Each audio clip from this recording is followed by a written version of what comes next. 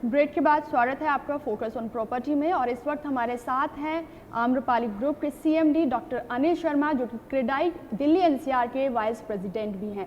बहुत बहुत स्वागत है आपका फोकस ऑन प्रॉपर्टी में सर।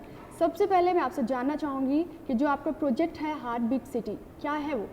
देखिए, हार्ट बीट सिटी एक स्ट्रेटेजिकली लोकेटेड प्रोजेक्ट है जो नोएडा के 107 सेक्टर में है। और सबसे बड़ी विशेषता इस प्रोजेक्ट की ये है कि ये दो बिल्कुल पैरेलल इम्पोर्टेंट रोड्स को कनेक्ट करती है और दोनों सड़कें जो है नोएडा और ग्रेटर नोएडा को कनेक्ट करती है। ये जो प्रोजेक्ट है इसके पास जितने सारे अर्बन इंफ्रास्ट्रक्चर हैं सभी मौजूद हैं। उसमें चाहे आप मेट्रो ले लें या hospital, educational hubs, IT centre या फिर एक्सप्रेस हाईवेज़, ये सारी चीज़ें इस प्रोजेक्ट के साथ जुड़ी हुई है। और सबसे अच्छी बात यह है इस प्रोजेक्ट में कि जनरली जो कन्वेंशनल प्रोजेक्ट्स होते हैं उसमें बहुत ऐसे स्ट्रक्चर्स होते हैं जिसमें शेयरिंग ऑफ वॉल्स होता है। हमारा जो ये प्रोजेक्ट है, अगर आपने कोई अपार्टमेंट लिया है तो उस अपार्टमेंट की वॉल एक दूसरे से जुड़ती नहीं है, बिल्कुल इंडिपेंडेंट वॉल्स हैं। इसके अतिरिक्त बहुत सारे फीचर्स हैं।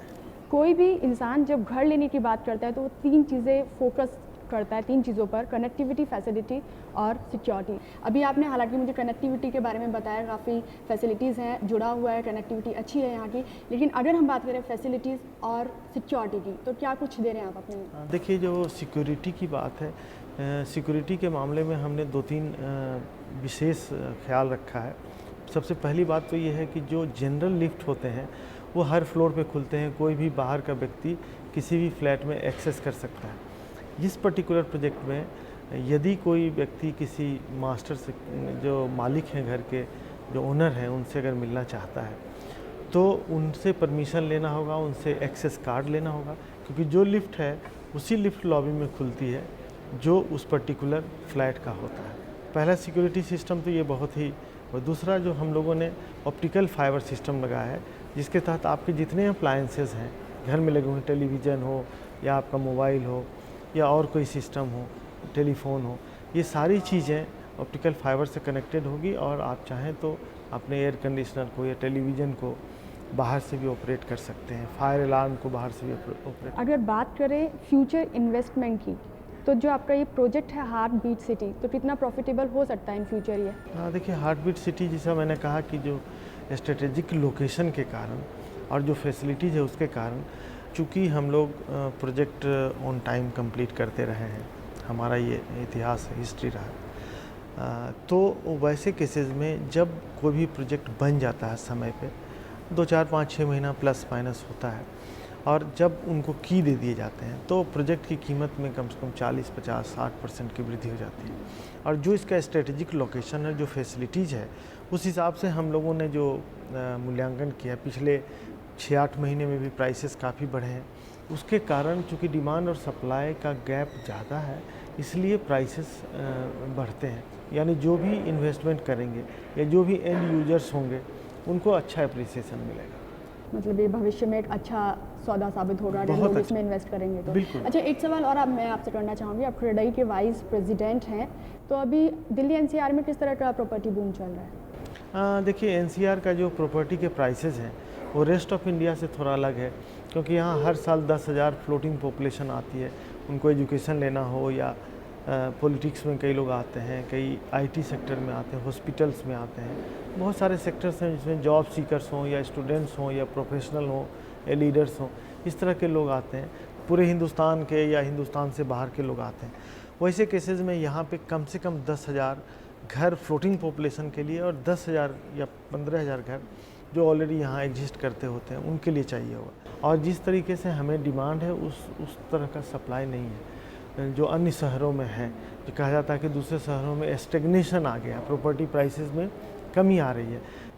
प्रॉब्लम यहाँ पे एनसीआर में क्या है, जो पिछले दिनों इंटरेस्ट रेट की इन्हांसमेंट के कारण जो समस्या आई, ग्लोबल रिसेशन था, कुछ भूमि विवाद भी आए, बहुत सारी समस्याओं के कारण जो सप्लाई है वो डिमांड को मैच नहीं कर पाया। इसलिए यहाँ पे आने वाले समय में प्रॉपर्टी की कीमतों में अच्छी खासी वृद्धि होने की उम्मीद की जाती है। और अभी भी जो प्रॉपर्टी की कीमत वो बढ़ ही रहे हैं, क्योंकि बहुत सारे मटेरियल के कॉस्ट, चाहे आप टैक्सेशन ले लें या स्टील सीमेंट के प्राइसेस ले लें, इसके कारण भी प्राइसेस बढ़ते हैं। तो जहाँ तक इन्वेस्टमेंट का सवाल है, इन्वेस्टमेंट तो बहुत ही अच्छा है और एनसीआर का जो बिहेवियर है प्राइसेस के मामले में थोड़ा आम शहरों से अलग है, इसलिए यहाँ प्रॉपर्टी के जो प्राइसेस हैं वो बढ़ने के ही चांसेस हैं। अभी जो बजट सेशन में सर्विस टैक्स बढ़ाया गया है 2% का, तो आपको क्या लगता है कि बायर्स पे उसका कितना असर पड़ेगा, या आप बिल्डर्स रोड मेकर के बीच का कोई रास्ता निकाल रहे हैं कि जिस पे जो बायर्स हैं उन पे बहुत ज़्यादा असर ना पड़े इस चीज़ का? हाँ, देखिए, कोई भी टैक्स इम्पोजिशन होता है तो डेफिनेटली एक लोड, फिनेंशियल लोड तो आम लोगों पे या डेवलपर पे तो पड़ता ही है। लेकिन चूंकि ये जो टैक्स हैं ये आपके फ्लैट कॉस्ट के 33% का 10% था, अब 2% और बढ़ा दिया गया, 12 हो गया, 2.7% से 3.01% हो गया। तो जो 0.5% सर्विस टैक्स बढ़े हैं वो उतना इम्पैक्ट नहीं डालता है, क्योंकि ये वन टाइम है। अगर कोई एक अपार्टमेंट लेता है तो वन टाइम ये टैक्स। इससे ज़्यादा महत्वपूर्ण होता है इंटरेस्ट रेट।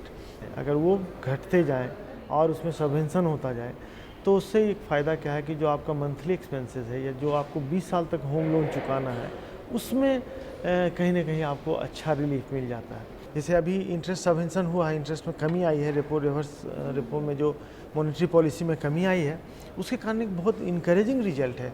लोग काफ़ी संख्या में, तादाद में डिमांड बढ़ रहे हैं। और जहाँ तक सवाल है सर्विस टैक्स का, थोड़ी सी मटेरियल कॉस्ट पे इम्पैक्ट करता है, जिसके चलते प्रॉपर्टी के या ड्वेलिंग यूनिट्स के प्राइसेस थोड़े बढ़ते हैं। तो ये जो सर्विस टैक्स का मसला है ये बहुत ज़्यादा पिंचिंग नहीं है। कभी थोड़ा सा डेवलपर्स भी इसको अकोमोडेट कर सकते हैं, क्योंकि अगर उनको लो रेट ऑफ इंटरेस्ट पे अगर फाइनेंस मिलता है तो उनका कंस्ट्रक्शन कॉस्ट कहीं ना कहीं थोड़ा घटता है। उसका अगर एक थोड़ा सा पोर्शन भी बायर्स को पास कर दिया जाए तो ये जो सर्विस टैक्स का जो इम्पैक्ट है वो डाइल्यूट हो सकता है।